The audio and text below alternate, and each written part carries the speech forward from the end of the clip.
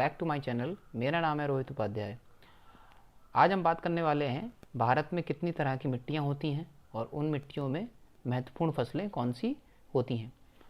तो हेडिंग लिख लेते हैं, भारत की मिट्टियाँ या भारत की मृदाएँ। भारत की मिट्टियाँ, ठीक है, सॉइल्स जिसे कहते हैं, ठीक है। तो सबसे पहले आप लोगों को पता होना चाहिए कि भारत में सबसे ज़्यादा जो उपजाऊ मानी जाती है वो होती है हमारी जलोढ़ मृदा। मिट्टी को ही मृदा बोलते हैं, जिसको हम बोलते हैं एलुवियल सॉइल। एलुवियल सॉइल, ठीक है। अभी मैं बताऊंगा भी कि किस मिट्टी में क्या क्या होता है, तो मैं बताते भी चलता हूँ। तो जलोढ़ मृदा में सबसे ज़्यादा हमारा गेहूँ, चावल, ज्वार, बाजरा, ठीक है, एटलीस्ट काफ़ी हद तक कौन सारी फसल हो जाती हैं, क्योंकि ये कई तरह के मिश्रण से, पदार्थों से, सिल्ट से, है ना, चूना और जो नदियों के साथ क्षारीय तत्व लाती है उनके उद्गम से बनती है। तो जलोढ़ मृदा जो है अपने साथ नदियों द्वारा बहाए गए पदार्थों से निर्मित होती है, जो कि बहुत उपजाऊ होती है। तो जलोढ़ मृदा हमारी अगर बात करें तो उत्तर प्रदेश और हमारा राजस्थान के कुछ क्षेत्र, बिहार, उत्तर प्रदेश में अधिक से अधिक बहुतायत में मिलती है। दूसरी मिट्टी होती है हमारी भारत में पाई जाने वाली काली मिट्टी, जिसको हम बोलते हैं ब्लैक सॉइल। जिसको बोलते हैं हम ब्लैक सॉइल, ब्लैक सॉइल। काली मिट्टी अगर पूछा जाएगा, बहुत क्वेश्चन भी आते हैं, तो काली मिट्टी किस फसल के लिए सबसे ज़्यादा उपजाऊ है, तो कपास की खेती के लिए सबसे ज़्यादा उपजाऊ मिट्टी काली मिट्टी होती है।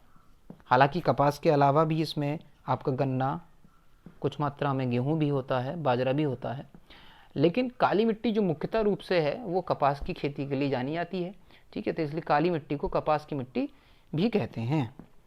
तीसरी मिट्टी हमारे पास है लाल मिट्टी, जिसको बोलते हैं रेड सॉइल। Red soil. तो काली मिट्टी अगर आप थोड़ा नीचे आ जाएंगे भारत के मैप पे ही, तो हमारा महाराष्ट्र, मध्य प्रदेश, ठीक है, और पश्चिमी गुजरात, तो वहाँ पर काली मिट्टी भी हमें मिल जाती है। और लाल मिट्टी की बात करते हैं तो लाल मिट्टी में सबसे ज़्यादा देखिए बाजरा, कुछ हद तक गेहूँ भी, और तिलहन की फसल भी होती है। तिलहन मतलब जिनसे तेल निकलता है, दलहन दालों वाली और तिलहन तेल वाली, लाइक सरसों, है ना। तिलहन की फसलें भी हमारी लाल मिट्टी में होती हैं। चौथे टाइप की जो मिट्टी है हमारी वो होती है लेटेराइट मिट्टी। Laterite, laterite. तो लेटेराइट सॉइल में हमारा कपास होती है, चावल भी हो जाता है और गेहूं तो होता ही है। तो लेटेराइट मृदा जो है हमारी कम उपजाऊ होती है, लेकिन जितनी भी उसमें तत्व हैं, या कहें कि उसका जो उपजाऊ क्षमता है, उसमें वो कपास, चावल और गेहूं उपजा लेती है। आखिरी वाली हमारी जो मृदा 5वें नंबर की है वो मरु मृदा। अब मरु मतलब मरुस्थल से लिया गया है, जिसको हम डेजर्ट सॉइल भी बोलते हैं, ठीक है। ये ज़्यादातर रेतीली भूमि पर, ठीक है, होती है।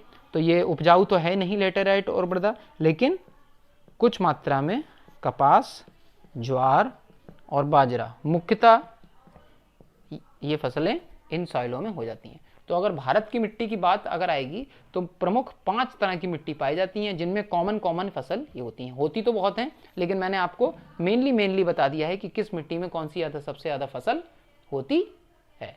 तो आज के लिए इतना ही। आगे और भी मैं आपको टॉपिक्स लेके आता रहूँगा। तब तक टिल देन गुड बाय।